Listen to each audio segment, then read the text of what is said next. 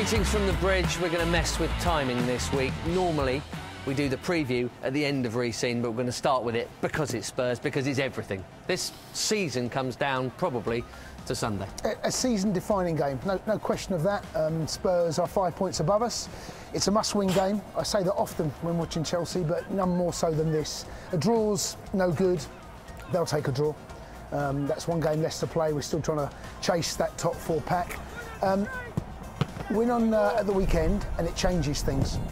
But we have to win. We've got to bring our A game. We generally do against Spurs. We tend to bring some of our best performances of the season against Spurs, and we need to do it again. It's been a long time since Spurs came here and picked up 3 points, and let's hope that continues. 28 years and counting. Preparation for it, obviously not ideal for either club. Down at Cobham, numbers have been sparse, as you would usually expect during an international break, Jason. Obviously one or two still there, and the odd highlight, Josh Grant, lovely finish. Gary Cahill's still got it as well. But no, defending's a bit poor, a bit static in there, do you think? Gary not involved with England, of course, but plenty of players have been away on international duty. Well done, Marcos Alonso, for his first Spanish cap, the latest step on a very impressive career road. And, of course, Jace, he was the hero at Wembley early in the season. He was indeed. A couple of fine goals. Yeah, again, I mean, he really has been a revelation at left-back or left-wing-back with his goals. It's a brilliantly executed free kick. But that, of course, was not the story of the day. It was the last gasp or winner. And, of course, Batshuayi got the own goal. Going into the latter stages, it did feel like it was going to be just a point shared, but a lovely finish. I think perhaps Lloris will consider he could have done better, but what a feeling that must have been to be standing in that end at Wembley and seeing that goal go in. I know what we were like in the Chelsea TV studio, so hopefully we'll be celebrating like that at the weekend. And now a full Spanish international, just like his dad and his granddad. Very impressive. Well done, Marcos.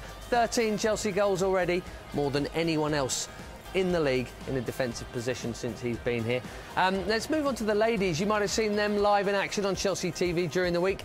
History making for them, into the semi-finals of the Champions League for the first time. They're in the quarters for the first time. And this was Fran Kirby kicking off the second leg. Already had a 2-0 lead from the first leg in Montpellier last week. Nice finish, Jace. Lovely finish, composed, got herself into the box. Kirby to Bachmann, those two absolutely brilliant during the game. Hope you enjoyed their performance with us on Chelsea TV. They are such a handful, those two, and they both got on the score sheet. They were both absolutely brilliant. There was a penalty late on as well for Fran Kirby. So Fran's now scored in every round of this, last 32, last 16 and last 8. She almost didn't make it, though. Have a look at this in the build-up. This is at Kingsmeadow Stadium. What? Reflexes. Yeah, maybe that's part of the warm-up, you know. Yeah. You know, it's, maybe Emma sent her out there to just dodge it. Yeah. Well dodged. A bit of reflex action. What a signing Ramona Bachmann's been. This, absolutely brilliant from her, Jason, starting with the first touch. It's the first touch that sets this up. It's a brilliant... To take that in your stride and then get it out your feet, but then she's got 3 players around her. Great movement, great stability. What a shame that didn't end up in the back of the net, because that would have been a class goal. Bachmann and Kirby, absolutely brilliant. Right, that brings us to slightly less fit individuals. The Chelsea old boys, they're coming soon. They are back in town, or at least back at Cobham.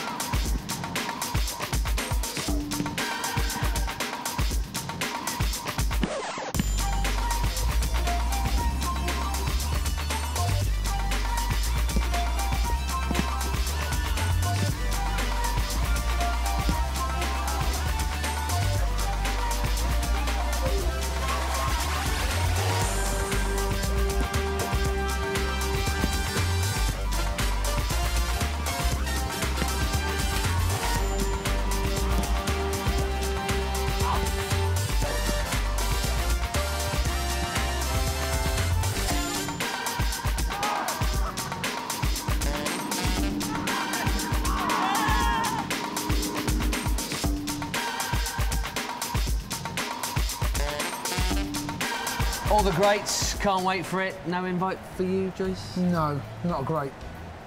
Also, the knees wouldn't be able to take it. But Franco still got it, no surprise. No, you never lose it. If things just slow down a little bit, but the brain doesn't, you know. Look at the technique doesn't. This is beautiful, isn't it? That's how you hit a volley. Great strike.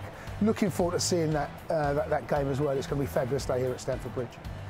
Now, younger crop. The latest under-8s batch have been doing their signing. You might have seen some of that on Chelsea TV. And here's a little bit of them in action. And as you watch this, just think, oh, they look quite, quite handy and quite cute, but they're going to be winning the Youth Cup in a decade or so from now, these boys. They've got the skills. Our academy has been nothing short of magnificent over the last 10 to 15 years. Long may it continue. The record that we have got of young players coming through, 8, 9, 10, 11, right through into the youth team to go and have a career in the game, whether it be here or elsewhere, is quite remarkable. So good luck to all of those young men. Well, have a look at this. This is from 2008. Martel Taylor Crossdale and Reece James and Dujon Sterling, and don't they all look lovely? And they're all Youth Cup winners now. In fact, over 70% of the latest Youth Cup winning team did come through all the way from under-8. And on the subject of the Youth Cup, another semi-final is upon us, both legs live on Chelsea TV.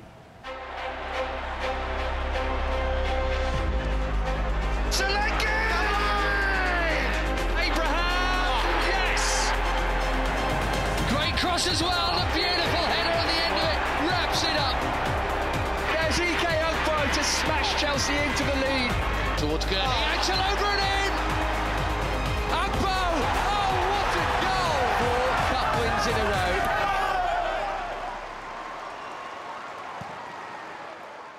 Good luck to the boys in that, and don't miss it here on Chelsea TV. OK. Trivia time. Last week's question was all about internationals. With Gary Cahill's absence from the England squad, it meant there wasn't one Chelsea player in it.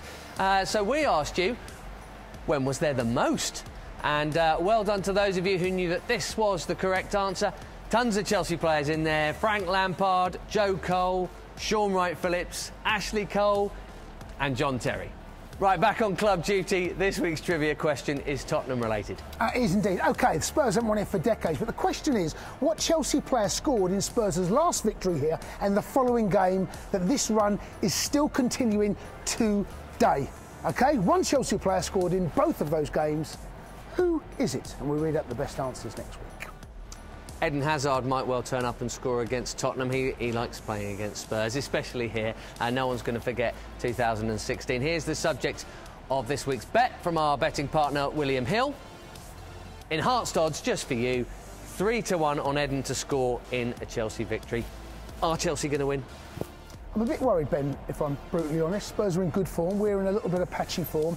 I highlighted earlier the magnitude of this game. It's not just the result, it's all about winning. It's not just the performance, it's about winning. Everything comes down to this. It's a season-defining game for us.